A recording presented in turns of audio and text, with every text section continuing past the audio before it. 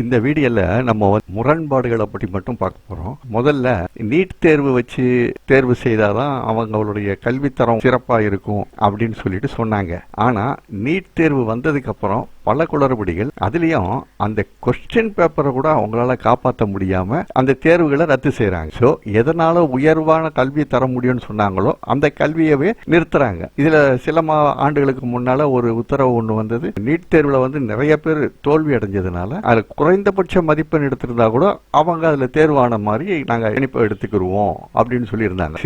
சிறார்னாலே 18 வயசுக்கு உட்பட்டவங்க. ஸ்கூல் ஸ்டூடெண்ட்ஸ்னாக்கா அந்த 18 வயசுக்கு உட்பட்டவங்களா தான் அவங்க இருப்பாங்க. சிறார்களுடைய முகத்தை பொதுவெளியில பப்ளிஷ் பண்ணக்கூடாது அப்படிங்கிறது ஒரு சட்டம். ஆனா இந்த சட்டத்தை மீறுறது அந்தந்த பள்ளிக்கூட நிர்வாகங்கள். எப்படின்னு பாத்தீங்கன்னாக்கா, ஸ்கூல்ல அதிக மதிப்பெண் எடுத்து தேர்ச்சி பெறுறாங்கல்ல, அந்த பிள்ளைகளுடைய முகங்கள் போட்டோக்கள் எல்லாம் ஒரு பெரிய பேனர்ல டிஸ்பிளே பண்ணி ஸ்கூலுக்கு வெளியே வச்சிருப்பாங்க, பொது வெளியில பார்க்குற மாதிரி. இது இரண்டாவது முறை.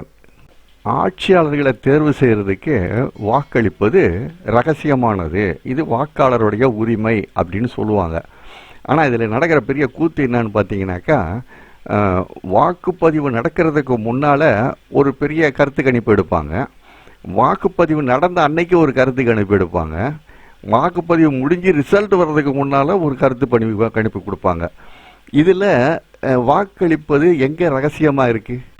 வாக்களிப்பது ஜனநாயக கடமை, ஜனநாயக உரிமை அப்படிங்கிறாங்க.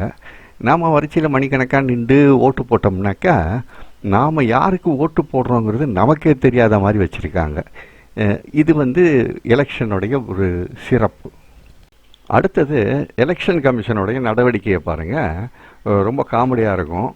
இப்போது குறிப்பாக ஏதாவது ஒரு பகுதியில் ஒரு அரசியல் தலைவர், கட்சி தலைவர், யாரோ ஒருத்தருடைய சிலை ஒன்று இருக்குன்னு வச்சுக்கோங்க.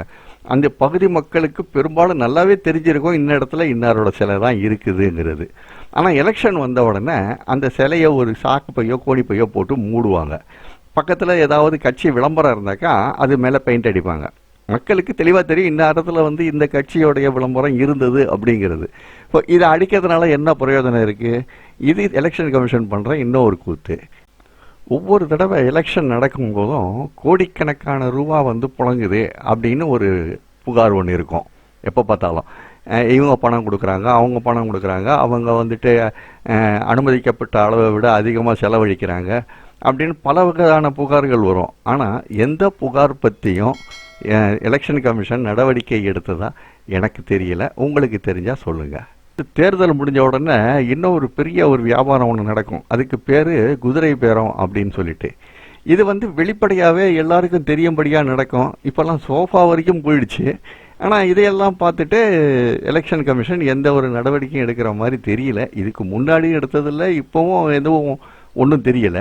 இன்னொரு விஷயம், நீதிமன்றம் ஒரு தீர்ப்பு ஒன்று, ஒரு உத்தரவு ஒன்று வெளியிட்டதுனாக்கா சட்டத்தை பாதுகாக்கிற முதன்மை ஆட்கள் யாருன்னு கேட்டிங்கன்னா காவல்துறை.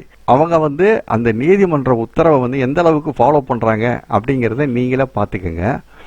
குட்கா மீது நடவடிக்கை, அதாவது குட்கா பொது வெளியில் விற்கக்கூடாது, யாரும் வாங்கி பயன்படுத்தக்கூடாது அப்படிங்கிறது சட்டம்.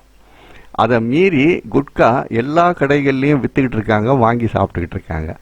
இதே போல் பொதுவெளிகளில் புகைப்பிடிக்கக்கூடாது அப்படிங்கிறது ஒரு சட்டம், அதுவும் நீதிமன்ற உத்தரவு. அதையும் காவல்துறையும் கண்டுக்கிறது இல்லை, பொதுமக்களும் அதை பெருசாக எடுத்துக்கிறது இல்லை. ஒரு குறிப்பிட்ட குற்றத்துக்கு ஒரே மாதிரியான தண்டனை நம்ம நாட்டில் கிடையாதுங்க. எப்படின்னு கேட்டிங்கனாக்கா, சிறார்கள் அப்படின்னு வந்துடுச்சுன்னா, அதாவது அந்த 18 வயசு கீழ் உள்ளவங்க அப்படின்னு வந்துடுச்சுனாக்கா, அவன் ஒரு 6 மாதமோ இல்லை 3 மாதத்துக்கோ முன்னால் இருந்தால் கூட அவன் ஒரு கொலை குற்றத்திலே சம்மந்தப்பட்டாலும் அவன் கொலையாளியாக கருதப்பட மாட்டான். சீர்திருத்த பள்ளியில் போய் ஒரு 3 மாதமோ 6 மாதமோ இருந்துட்டு வெளியே வந்துடுவான். அந்த மாதிரியான ஒரு அமைப்பு இருக்கிறது. பெரிய 18 வயசுக்கு மேலே உள்ளவன் செய்த தவறு 3 மாதத்துக்கு முன்னாடி அவன் செய்திருந்தானாக்கா அது குற்றமாக கணக்கில் எடுத்துக்கிறது இல்லை. இது ஒரு பெரிய முரண்பாடாக இருக்குது.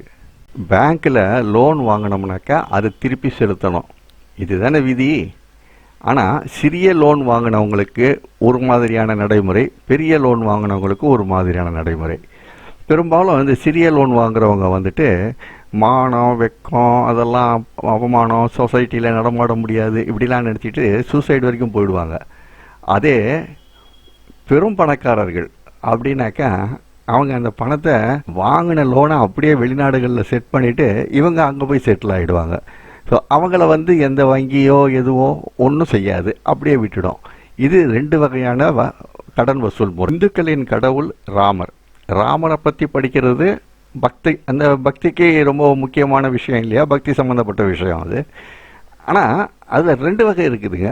ஒன்று, ஒரு பகுதியினர் வந்துட்டு அதை சமஸ்கிருதத்தில் தான் படிக்கணும், தமிழில் படித்தாக்கா அது மிகப்பெரிய குற்றம், பாவம். அது மாதிரி அப்போ தமிழில் ஏன் எழுதுனாங்க, அதுக்கு தமிழில் ஏன் அங்கீகாரம் கொடுத்தாங்க? இந்த வரிசையில் இன்னும் ஒரு முக்கியமான விஷயம். இப்போது ஜெயலலிதா வழக்கு கோர்ட்டுக்கு போகுது. கோர்ட்டுக்கு போகும்போது என்ன சொல்கிறாங்கனாக்கா, தமிழ்நாடு கோர்ட்டில் அது நடத்த வேணாம், கர்நாடகா கோர்ட்டில் நடத்துவோம் அப்படின்னு சொல்கிறாங்க. பல வருஷங்கள் அந்த வழக்கு நடந்து ரொம்ப தீர்க்கமாக விசாரித்து ஒரு தீர்ப்பு வருது. கர்நாடகா கோர்ட்டில் போயிட்டு அந்த கேஸ் நடக்கும்போது முதல்ல நீதிபதி குன்ஹா அவர்கள் ஒரு தீர்ப்பு சொல்கிறாங்க.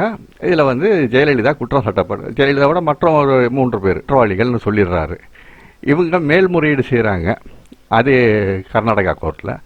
அங்கே ஒரு நீதிபதி இதெல்லாம் வந்து அவங்க வரையறுக்கப்பட்ட அளவுக்குள்ளே தான் ஊழல் செஞ்சுருக்காங்க, இதெல்லாம் குற்றமே கிடையாது, அதனால் இவங்க குற்றவாளி இல்லைன்னு சொல்லி விடுதலை பண்ணி தீர்ப்பு கொடுத்துட்றாரு.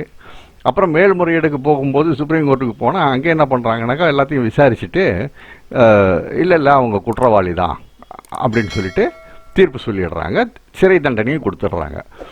இந்த தீர்ப்பு சொல்கிறது எல்லாமே நீதிபதிகள், பொதுவான பேர் நீதிபதிகள்.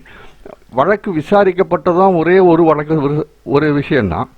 ஆனால் எப்படி ஆளாளுக்கு வித்தியாசமான தீர்ப்புகள் வருது, இதுதான் வந்து ஒன்றும் புரிய மாட்டேங்குது.